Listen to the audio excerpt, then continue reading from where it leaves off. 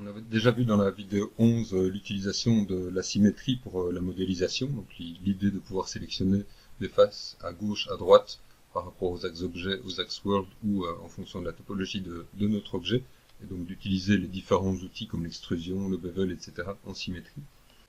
Donc, ce que je vais aller voir maintenant, c'est un autre outil, un outil qui est vraiment un outil de modélisation, qui a pas mal d'options, donc on entre dans ces options ici, et assez directement, je vais faire ce choix-là une fois pour toutes, donc venir me mettre en custom ici. Donc j'expliquerai après quel est le problème de ce paramètre, mais il pose souvent des soucis.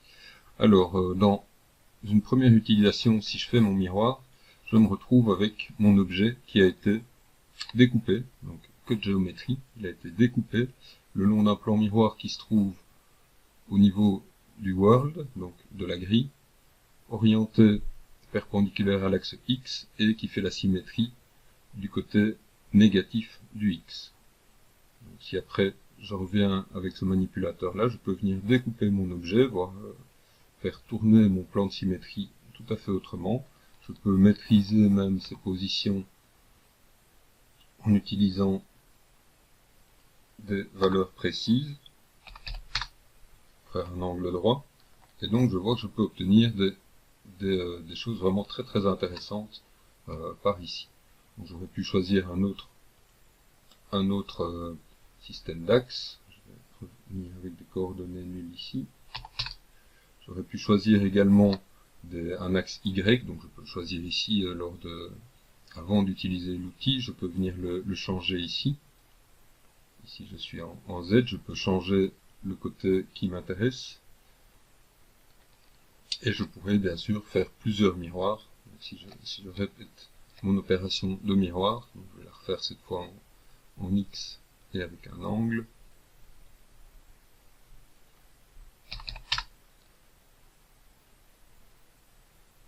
Je vais pouvoir comme ça profiter de toutes sortes d'axes de symétrie de mon objet. Donc ce premier mode de fonctionnement ici, retenez peut-être un choix initial d'orientation au bas avec Y, gauche-droite avec X, avant-arrière avec Z.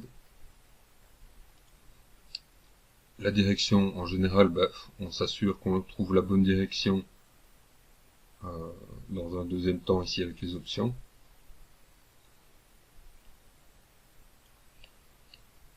Et éventuellement la possibilité de faire tourner, faites tourner librement et puis vérifier quelle valeur a changé pour aller trouver la bonne valeur après. Donc vous voyez ici à partir d'une simple forme, je peux obtenir parfois très rapidement, ici par exemple un cadre, et je pourrais même encore après, par exemple changer la largeur de mon cadre, simplement en redéplaçant des sommets. Donc ça peut être un moyen très intéressant de travailler.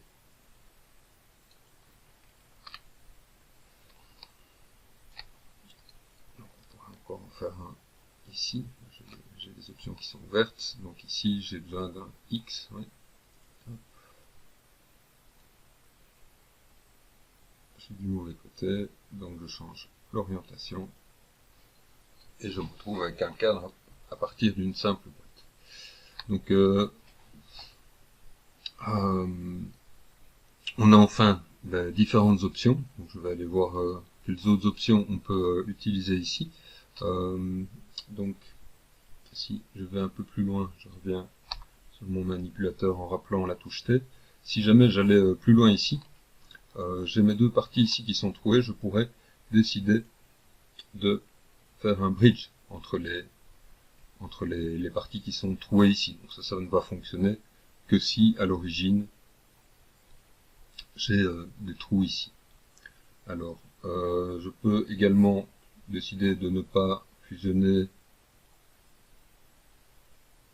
mes deux parties. Donc ici je me retrouve avec deux ensembles qui sont séparés après l'opération de miroir. Alors je vais venir regarder maintenant le petit paramètre ici, Mark Threshold. Donc quand je fais ici un miroir, je le fais cette fois-ci en bounding box, c'est-à-dire miroir par rapport à la boîte. Si je rapproche mes éléments, mes Donc ça va être découpé et puis ça va être soudé, mais parfois certains éléments sont un peu trop loin les uns des autres, donc on peut utiliser ce seuil ici pour souder les éléments un peu plus loin. Alors donc ça c'est un seuil qui va permettre de souder les vertex qui sont au bord. Alors il faut être attentif dans certains cas, typiquement avec des personnages par exemple, il faut être attentif à ce genre de situation où on commence à avoir des intersections ici qui vont pas forcément être agréables. Donc soyez toujours prudent quand même de regarder ce qui se passe sur le plan de symétrie, c'est toujours mieux, quitte à découper un peu plus, ou réaplatir juste avant de faire le miroir, bref, pour que ça se passe bien. Donc, je vais aller regarder maintenant ce qui se passe si je décoche que de géométrie. Donc je fais un miroir ici par rapport à x en 0, donc par rapport ici au plan. Alors si je fais mon miroir ici, je me retrouve avec ma forme qui est mise en miroir, mais qui n'est pas du tout découpée, connectée. Donc c'est simplement une duplication ici de ma forme, et je vois même que si je l'oriente bizarrement, mes deux parties des deux côtés du miroir sont conservées. Alors si, encore en arrière, j'appuie sur 3 pour visualiser vraiment ce qui se passe. Alors si je mets en... je vais le refaire vite une fois en copie, et je me retrouve avec deux parties qui sont maintenant indépendantes. Donc ici, si je déforme d'un côté, j'ai une partie qui est indépendante à gauche et à droite. Alors si je le fais en instance, ce miroir, je me retrouve avec un objet et son symétrique, et je vais pouvoir travailler à gauche et à droite de manière symétrique. C'est en fait un même objet qui est dupliqué en instance, et donc je ne travaille pas en symétrie ici, mais c'est deux objets qui sont liés par un même historique. Alors si je fais maintenant un flip, l'idée d'un flip c'est de faire un objet qui est retourné. Donc si j'ai une déformation d'un côté, le flip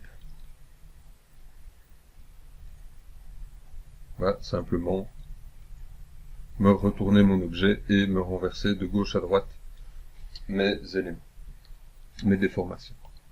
Donc on utilise ça typiquement avec des personnages, et je dirais que c'est des utilisations un peu plus anciennes de l'outil miroir. On n'utilise pas vraiment très souvent ça, on utilise par contre vraiment très très souvent le cut géométrie, et souder les bordures au niveau de la découpe.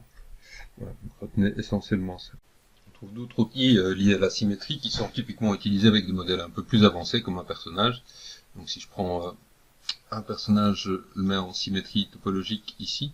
Donc là maintenant j'ai une symétrie, même si le personnage a ici la boucle ici n'est plus tout à fait symétrique. Et donc j'ai des outils ici. Je peux en vertex par exemple venir sélectionner toute la partie de la bouche ici qui est un petit peu asymétrique, et je peux utiliser l'outil flip pour changer le côté. Donc ça va juste repositionner les sommets du côté gauche là où étaient les sommets du côté droit et inversement.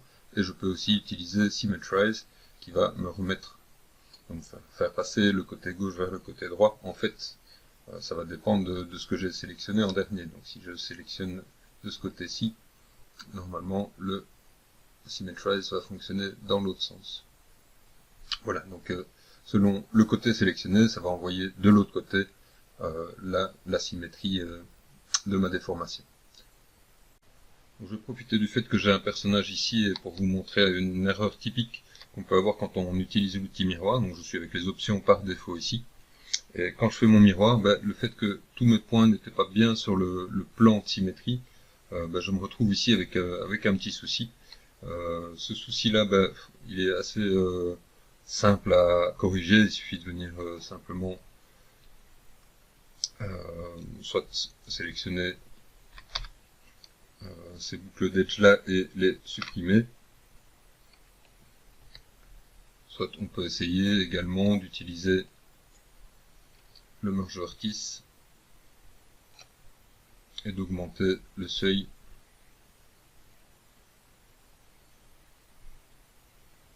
et de supprimer les derniers vertices avec simplement la touche Delete. Donc voilà. Mais soyez toujours attentifs quand vous faites le miroir. Ici, je devais avoir une face. Je ne sais pas exactement ce que c'était ça. Mais voilà. Donc soyez toujours prudents quand vous faites un miroir, de surveiller sur le plan symétrique tout s'est correctement passé et que votre personnage se soude correctement. Voilà, ici de nouveau un petit vertex un peu isolé. Il y a parfois des petits soucis qui arrivent simplement parce qu'il y a un sommet qui n'est pas tout à fait bien mis. Je trouve quelques-uns ici. Voilà, ici de nouveau, je pourrais utiliser ceci, de nouveau delete. Voilà, donc ça mérite souvent de faire un peu attention. Et là je trouve de nouveau des larges boucles d'edge.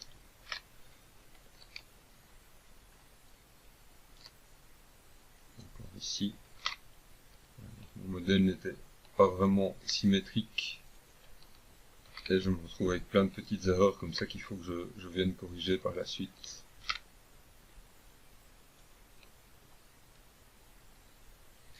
Donc il vaut mieux être prudent.